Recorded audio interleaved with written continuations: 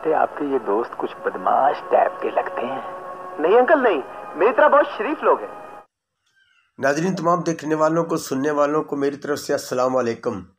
रंगीला ना सिर्फ बहुत अच्छे कॉमेडियन थे बल्कि अच्छे हीरो, अच्छे कॉमेडियन, बेहतरीन प्रोड्यूसर, राइटर, डायरेक्टर और गुलकार भी थे।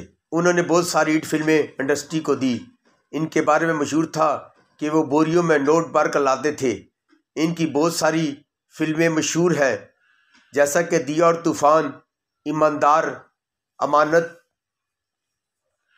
सोना चांदी, रंगीला। रंगीला एक वर्सटाइल फनकार थे, हर तरह के रोल करने में कमाल महारत रखते थे।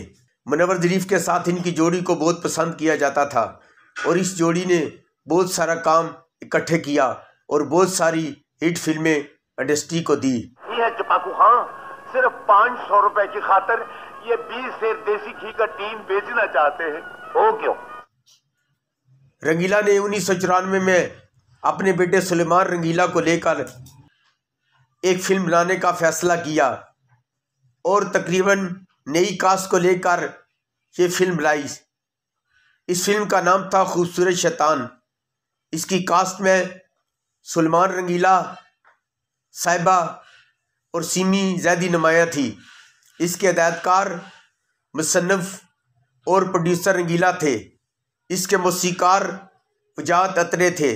ये एक ऐसे खूबसूरत नौजवान की कहानी है जो कि अमीर लड़कियों को अपने चक्कर में फंसा लेता है और इसके बाद इनकी सारी दौलत लेकर फरार हो जाता है। दौलत के असूल के लिए वो कई लड़कियों की ज़िंदगी बर्बाद करता है और कई बंदों को कत्ल भी करता है। को जिंदगी का साथी बनाना भी तो हमाकत है, क्योंकि जो लड़की अपने माँ बाप का साथ छोड़ दे, माफ कर दो। मरकजी किरदार रंगीले के बेटे सुलेमान रंगीला ने अदा किया है, लेकिन वो अच्छी एक्टिंग का मुजाहरा न कर सके। कॉमेडी के लिए अमानुल्लाह, बबू बराल और ख़ुद रंगीला थे, लेकिन वो भी कोई अच्छा रंग जमाने में कामयाब न हो सके। गर्ज ये कि ये फिल्म फ्लॉप रही और इसके बाद सुलेमान रंगीला किसी फिल्म में नज़र न आए। रंगीला जैसा मंजा हुआ डायरेक्टर भी इस फिल्म को कामयाब न करवा सका। ना कहानी में जान थी और ना ही इसका म्यूज़िक जानदार था। रंगीला साहब का नई कास्ट को लेकर फिल्म बनाने का तजर्बा भी नाकाम हुआ और यूं सुलेमान रंगीला भी फ्लॉप एक्टरों की फहरिस्त में शामिल हो गए। कहीं ये तो नहीं सोच रहे कि एक लंगड़ी को अपनी दुल्हन बना लाए?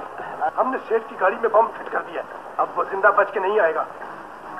विकी तो हमारा लेटेस्ट नाम है। नाजरीन, अगर आपको मेरी ये मालूमात अच्छी लगी हो तो मेरे चैनल को लाइक, सब्सक्राइब और शेयर कर दें।